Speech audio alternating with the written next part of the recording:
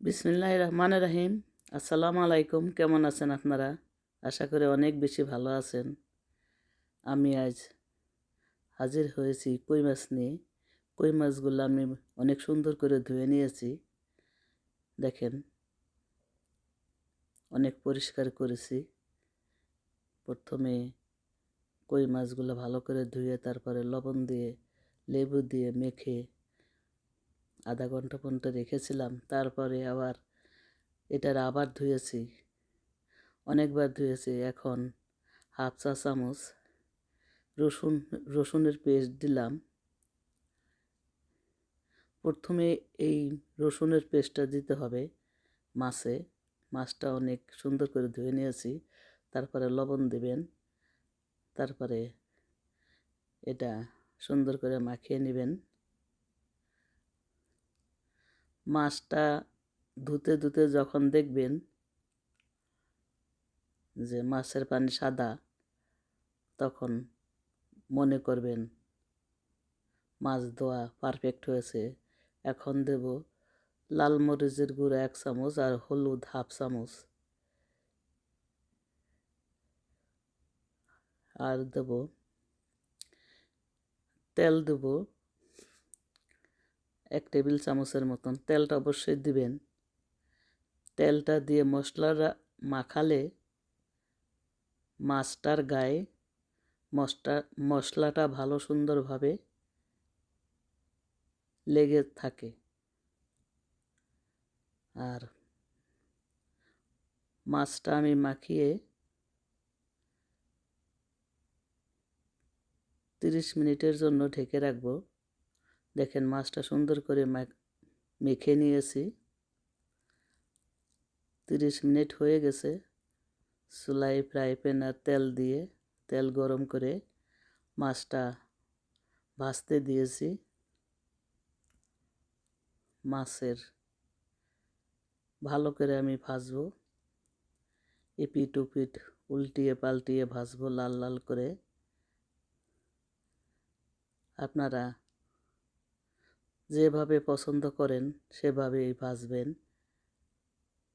আমার 1 পিঠ হয়ে গেছে, আর 1 পিঠ ভালো করে ভেজে নেব। আমি মাছ খুব কড়া ভাজা পছন্দ করি, আর এই মাছের ভাজা তেল দিয়েই আমি তরকারিটা রান্না করব। তেলের ভিতরে আমি হাফ কাপ পেঁয়াজ দিয়ে দিলাম। পেঁয়াজটা একটু ব্রাউন কালার করতে হবে। এই তেল দিয়ে তরকারিটা রান্না করলে টেস্টটা বেড়ে যায়।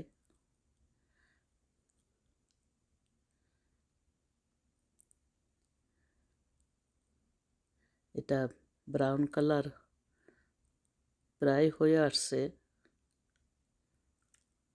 এখন এর ভিতর দিয়ে দেব 1 টেবিল চামচ আদা আর 1 টেবিল চামচ রসুনের পেস্ট। এটা এই পেঁয়াজের সাথে ভালো করে কষিয়ে নেব। কষানোটা অনেক ভালো হতে হবে। যে যত সুন্দর কষাইতে পারে তার তরকারি ততই মজা লাগবে। এখন এর ভিতরে 1 কাপ পানি দিয়ে দেব, যাতে গুঁড়া মশলাটা দিলে পুড়ে না যায়। এখন গুঁড়া মশলা দিয়ে দেব। আমি এখানে ধনিয়ার গুঁড়া, হলুদের গুঁড়া, জিরার গুঁড়া আর কাশ্মীরি চিলি পাউডার এই সবই 1 চামচ নিয়েছি, শুধু হলুদ কম নিয়েছি, 1 চামচের কম। এগুলো এখন ভালো করে কষিয়ে নেব। আমি পরিমাণ মতো লবণ দিয়েছি। মশলাটা কষানোর উপর নির্ভর করে তরকারি ভালো আর মন্দ। যে যত সুন্দর করে কষাতে পারবেন তার তরকারি ততই মজা লাগবে। যখন দেখবেন কষাতে কষাতে যে তেলটা উপরে উঠেছে, তখনই মনে করবেন কষানোটা পারফেক্ট হয়েছে। এখানে আমি কিছু কপির কচি ডগা দিয়েছি আগে, ওইটা একটু কষিয়ে নিয়েছি। এখন ফুলকপিটা দিয়ে দিলাম। ওই কচি ডগাগুলো আমি অনেক পছন্দ করি। এখন ভালো করে কষিয়ে নিতে হবে ফুলকপিটা। ফুলকপিটা কষানো হয়ে গেছে। এখন আমি ঝোলের জন্য গরম পানি দিয়ে দিলাম। সব সময় মনে রাখবেন, তরকারির ঝোলটা গরম পানি দেওয়ার চেষ্টা করবেন, এটা অবশ্যই দিবেন। পরিমাণ মতো পানি দিবেন, ঝোলের পানি। আমি আর একটু দেব, যারা যেমন ঝোল খেতে পছন্দ করে। আমি ঝোলের তরকারি অনেক পছন্দ করি, আমার সবাই পছন্দ করে। এখন কপিটার উপরে মাছটা দিয়ে দেব। মাছটা আমি দেখেন লাল লাল করে ভেজে নিয়েছি। আপনারা যেমন পছন্দ করেন তেমনভাবে ভেজে নেবেন, কোনো সমস্যা নাই।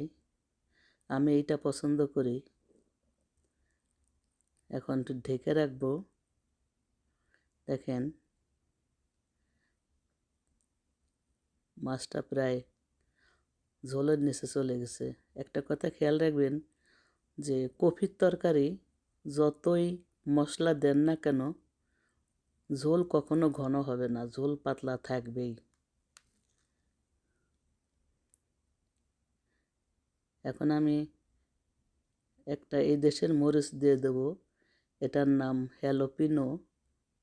বেশি ঝাল না, এটা সবজির কাজ করে, ভালোই লাগে খেতে।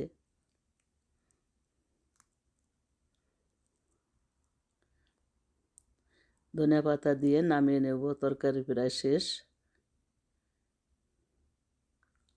প্রায় শেষ।